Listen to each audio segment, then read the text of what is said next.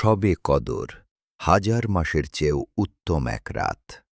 লাইলাতুল কদরের গুরুত্ব আপনি কি জানেন, এমন একটি রাত আছে যেটি হাজার মাসের এবাদতের চেয়েও উত্তম। এক রাতেই বদলে যেতে পারে আপনার ভাগ্য, মাফ হতে পারে আপনার সব গুনাহ।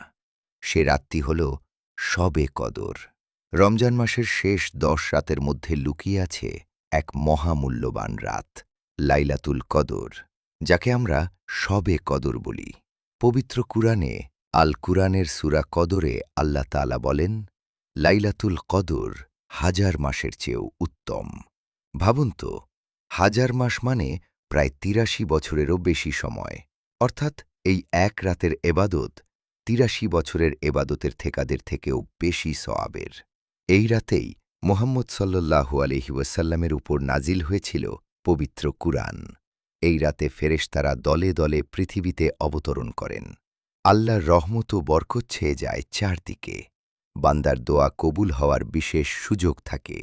হাদিসে এসেছে, মুহাম্মদ সাল্লাল্লাহু আলাইহি ওয়াসাল্লাম বলেছেন, যে ব্যক্তি ঈমানের সাথে ও সওয়াবের আশায় লাইলাতুল কদরে এবাদত করবে, তার পূর্বের সব গুনাহ মাফ করে দেওয়া হবে। বেশি বেশি নফল নামাজ পড়ুন, কুরআন তিলাওয়াত করুন, তাসবিহ, তাহলিল, তাকবীর পড়ুন, আন্তরিকভাবে তওবা করুন, বেশি বেশি দোয়া করুন। বিশেষ করে এই দোয়াটি পড়ুন, আল্লাহুম্মা ইন্নাকা আফুন তুহিব্বুল আফওয়া ফাফু আন্নি।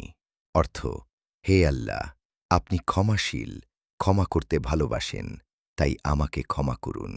শবে কদর নির্দিষ্টভাবে বলা হয়নি, তবে রমজানের শেষ দশকের বিজোড় রাতগুলো ২১, ২৩, ২৫, ২৭ ও ২৯ এর মধ্যে যে কোনো একটি হতে পারে। তাই বুদ্ধিমানের কাজ হল শেষ ১০ রাতেই বেশি বেশি এবাদত করা। হয়তো এটাই আমাদের জীবনের শেষ রমজান, হয়তো এটাই শেষ শবে কদর। তাই আজই সিদ্ধান্ত নিন, এই রাতটি আর নষ্ট করবেন না।